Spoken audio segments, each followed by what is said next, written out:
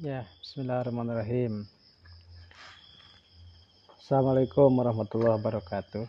Bertemu lagi dengan Ma'amsi dari Syariah Saham. Sebelumnya saya mau cek dulu apakah suara saya jelas. Mas Gali, Mas Amar, selamat malam semuanya.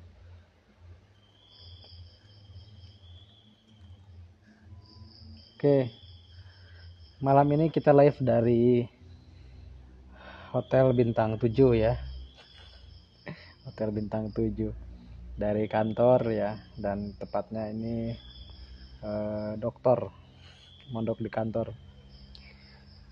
Dan di malam ini kita akan mencoba membahas tentang saham-saham yang akan IPO ya, saham-saham yang akan IPO di akhir November sampai Desember nanti. Tadi saya sudah buka website eipo.co.id.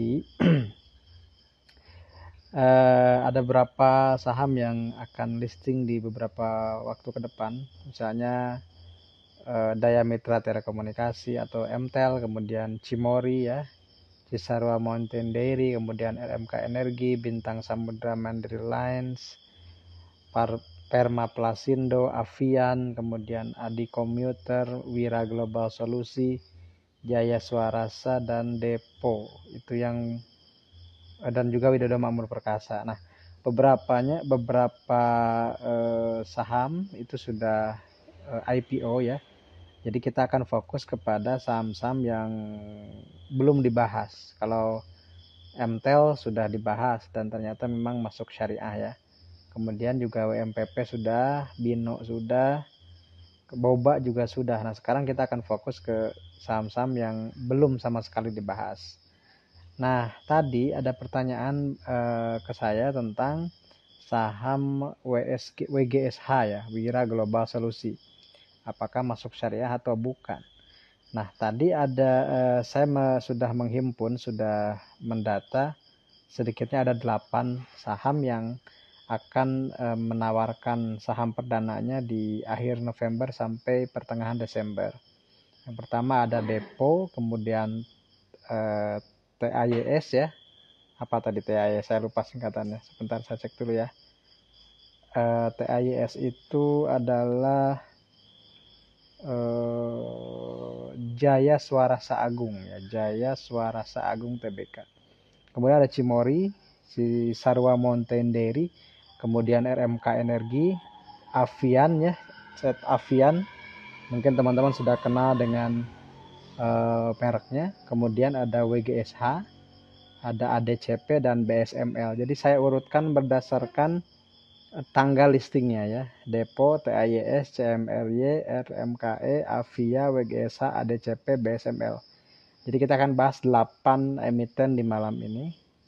Dan kita akan membahas dari sisi kesyariahannya dulu. Di video sebelumnya atau di live sebelumnya kita pernah membahas tentang MTEL ya, MTEL Daya Mitra Telekomunikasi, dan waktu itu saya prediksikan saham ini masuk daftar efek syariah.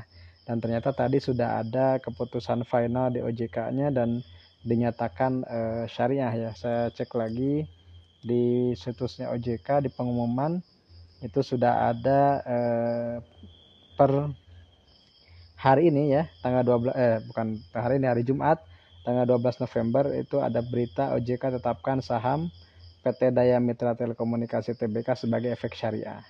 Nah, kita akan mencoba membahas saham-saham yang akan listing nanti, apakah masuk ke daftar efek syariah atau bukan, berdasarkan kriteria yang ditentukan oleh MUI melalui Fatwa nomor 135 tahun 2020.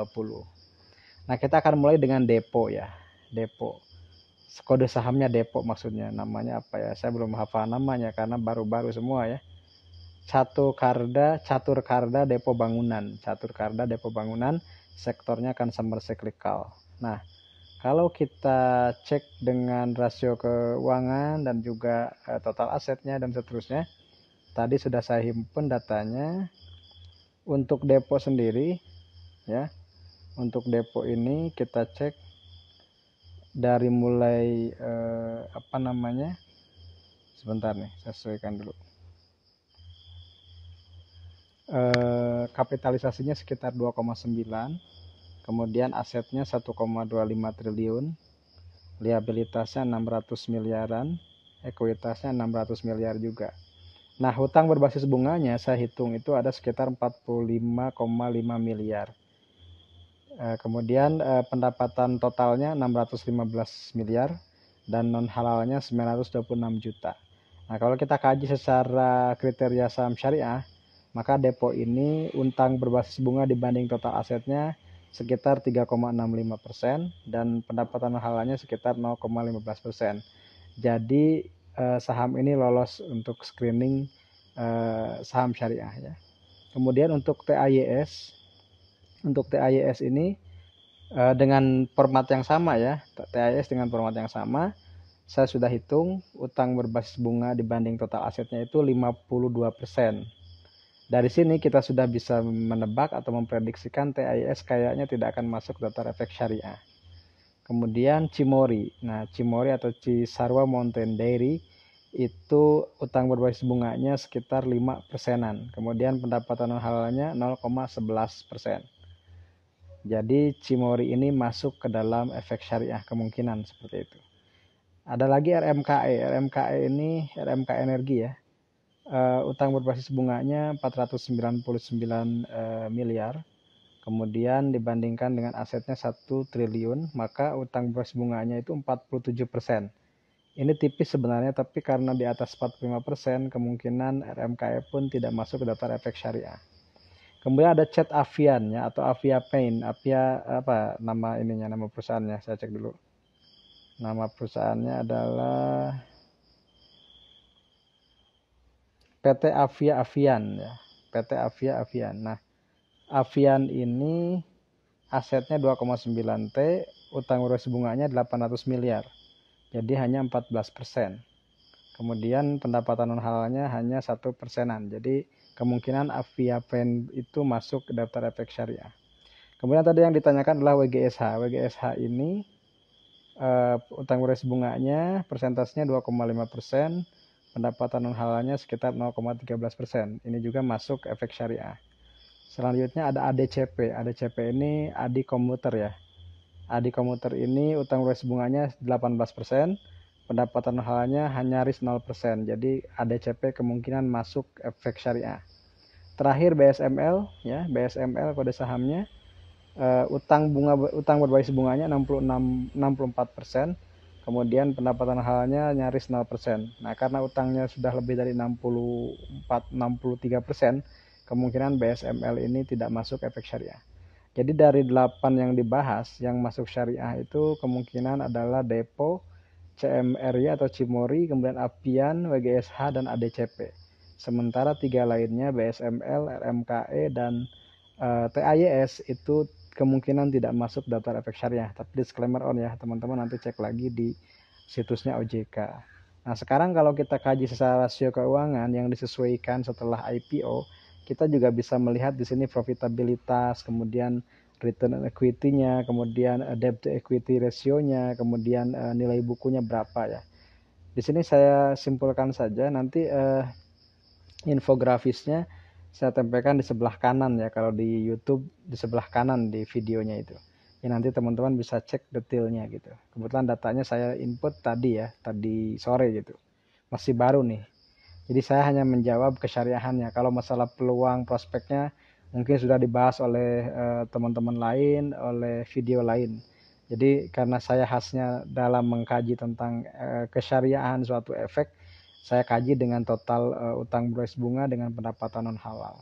Nah, tapi dari sisi rasio ini saya sudah berikan highlight ya, atau apa ya istilahnya, kalau ini stabilonya gitu ya. Semakin hijau semakin bagus. Nah, kalau untuk katakanlah misalnya seperti rasio pairnya itu yang paling murah di antara ke-8 ini secara relatif ya, itu RMKE. Tapi RMKE kan tidak masuk efek syariah. Kalau yang syariahnya itu yang masih mending itu adalah Depo, itu 16 kali. Kemudian secara PBV-nya itu adalah ADCP 1,85 kali. Kemudian nah untuk profitabilitas kita bisa lihat return on asset. Return on asset ini yang paling dominan adalah Cimori ya, sekitar 52%. kemudian return on equity-nya itu 104%. Ini saya harus hitung ulang ya, tapi kalau beneran 104%, berarti Cimory ini sama dengan Unilever, gitu, sama dengan Unilever, lebih dari 100%. Kemudian net profit margin paling besar pun Cimory juga ya. Kemudian debt to equity ratio-nya paling rendah adalah WGSH. WGSH ya, kemudian disusul dari WGSH itu ke Avian, baru ke Cimory. Nah, itu beberapa rasio profitabilitas dan rasio solvabilitas. Jadi rasio bagaimana perusahaan mencetak profit dan bagaimana perusahaan bisa melunasi kewajiban jangka pendek maupun jangka panjang. Jadi kesimpulan dari video malam ini adalah dari 8 emiten yang akan IPO yang belum dibahas di video sebelumnya, yaitu Depo, TAYS, CMRY, RMKE, Avia, WGSH, ADCP, dan BSML. Yang tidak masuk efek syariah kemungkinannya adalah TAYS, kemudian RMKE, dan BSML. Kemudian sisanya yaitu Depo, Cimory, Avian, WGSH, dan Adi Komuter, semuanya kemungkinan masuk efek syariah. Kenapa saya masih bicara kemungkinan? Karena memang belum fix dari OJK-nya. Kita hanya menghitung rasio keuangan saja. Kemudian dari sisi rasio keuangan, secara profitabilitas itu Cimory lebih bersaing atau lebih unggul dibanding saham lainnya, dibanding saham yang dibahas kali ini gitu. Kemudian yang kedua dari Cimory itu ke Avian ya, dari sisi profitabilitas. Avian itu return on equity-nya 45%. Return on equity-nya 45%, Avia Paint itu ya, Avian ya, Cet Avian itu. Kemudian net profit margin-nya 22% dan return on asset-nya pun 24%. Kemudian dari sisi PI atau PER itu yang cenderung masih murah adalah Depo, hanya 16 kali, tapi silakan bandingkan dengan kompetitornya. Jadi itulah penjelasan dari yang ditanyakan oleh teman-teman tadi terkait dengan saham-saham yang akan IPO. Saya pribadi saya tidak pernah beli saham IPO ya. Sejak saya pertama kali beli saham 15 tahunan yang lalu, saya belum pernah beli IPO. Dulu karena ribetnya gitu ya, karena kan saya jauh nih, tempat tinggal saya jauh, tempat kerja saya apalagi. Kalau harus ngantri, misalnya kalau dulu kan belum ada online IPO ya, harus ngantri ke sekuritas, harus bikin berkas, itu ribet banget. Jadi saya tidak tertarik dengan saham-saham IPO ketika sebelum ada di Bursa Efek. Nah, kalau sudah ada di Bursa Efek, baru saya liatin tuh tujuan IPO-nya buat apa. Kalau buat bayar hutang, saya hindari gitu. Karena belum apa-apa sudah minta utang, sudah minta uang ke investor untuk bantuin bayar utang. Nah, teman-teman perlu mengecek juga nanti alokasi dari penawaran umumnya itu untuk apa.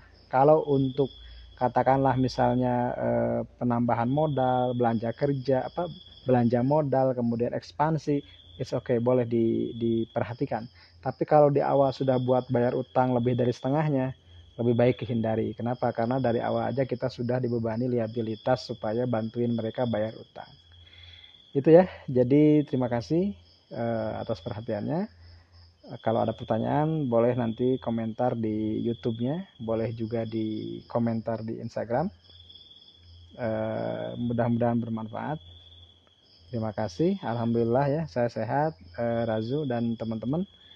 Kebetulan saya sedang di sekolah begitu dan bukan di rumah, kan beda tuh backgroundnya. Kalau di rumah itu biasanya warnanya hijau karena ada green screen, tapi kalau di sini backgroundnya meja ya, karena kita TLKM, trading lewat kolong meja atau tidur lewat kolong meja. Terima kasih, mudah-mudahan bermanfaat. Assalamualaikum warahmatullahi wabarakatuh.